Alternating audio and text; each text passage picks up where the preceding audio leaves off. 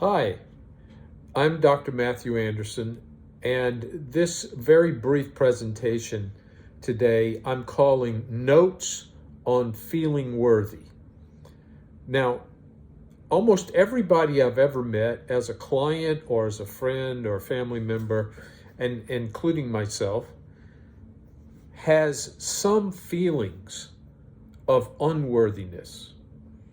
And for many people, this is a very big, deep, powerful issue in their lives. It gets in the way of relationships. It gets in the way of what they think they deserve in life. It affects how we work, our relationships about love.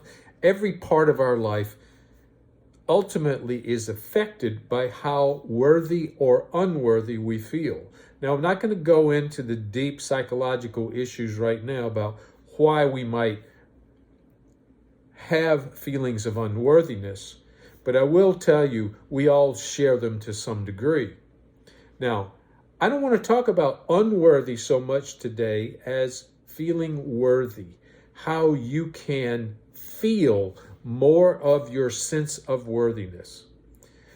And one of the conclusions that I've come to over the years of working with this issue, both of my own sense of unworthiness and working with literally hundreds of clients who have this experience in some pretty intense degree, is I used to think that worthiness, a sense of self-value, was something we had to work to achieve in ourselves. We had to work on building a structure of worthiness.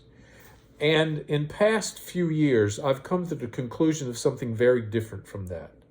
I really believe now that worthiness is not a state that we achieve, but that we are all born with a deep sense of worthiness simply because it's implanted in us as a human being, that we come in with this deep sense of worthiness. Everybody has it. And then what happens is it gets buried. It gets covered over. It gets hidden in us. And we live then as if it were not true. Now, one of my favorite statements or stories is about the answer that the artist, the really maybe one of the greatest artists and sculptors that ever lived, Michelangelo, his reply to the question.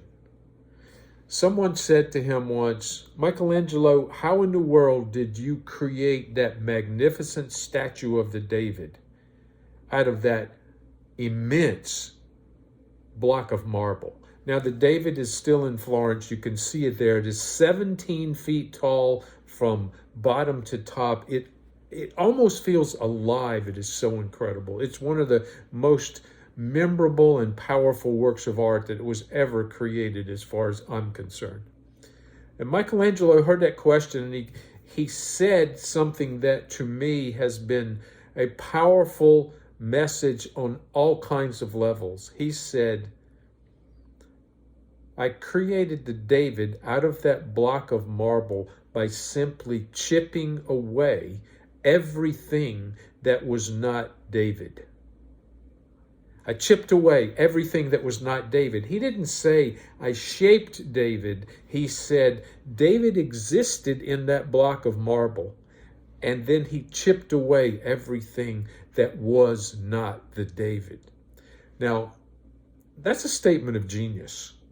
But what I want you to know is, what I want you to believe is, what I want you to consider seriously for just a few moments is that our sense of worthiness, which is deep inside of us, came in with us as children when we were born, has been covered over by the rough marble self-destructive practices that we got into and still remain into in our lives. Now, you say, what's that covering like? What is it? Well, when I tell you, you're going to recognize them. Probably you have more than one. I know I have. One is perfectionism. We seek perfectionism, which really is not about being perfect. It's about driving yourself crazy by finding out what's wrong. That's what a perfectionist does.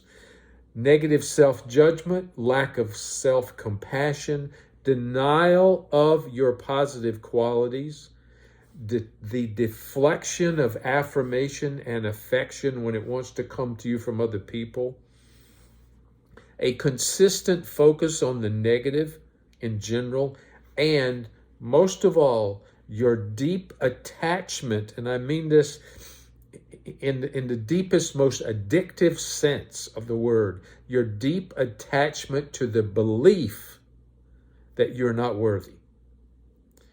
So we could talk about this for hours, but I want to go from that point, which I hope you will open your mind to basically what is the solution? What can you do about your sense of feeling worthy? How can you uncover it?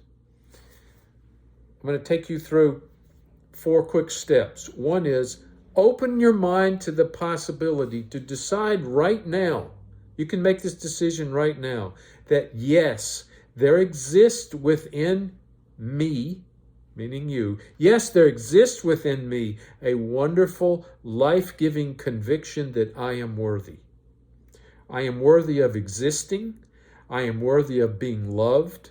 I am worthy of fully blossoming as a unique individual. That's number one. Open your mind right now to that possibility.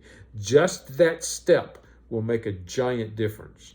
Second, try this exercise. Make a list of how you regularly cover up your deep worthiness. See the list above.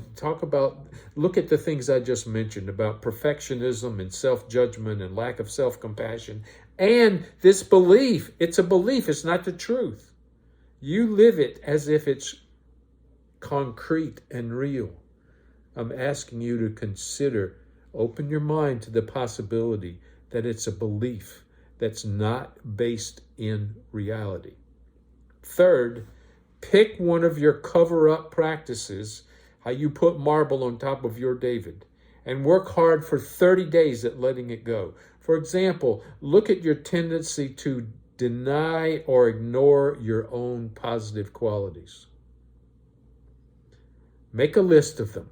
Make a list of as long as you can and keep working on it until you get to 50. I'm not kidding. You have 50 positive qualities at least. And if you're intimidated by that, start with 3 and add 1 every day. Keep working at it until you get to 50. And read the list out loud to yourself every day. It really makes a difference. Fourth, then go to a second cover-up practice of how you cover up your sense of worthiness and work hard on that for 30 days. Yes, this will be hard at first, but my friend, you are worth it. And everyone around you that cares about you, that comes to know you, will benefit from you being much more in touch with your sense of worthiness. You will become a better human being who is better for you to be around and everyone else. You will become a blessing that you were meant to be. God bless you.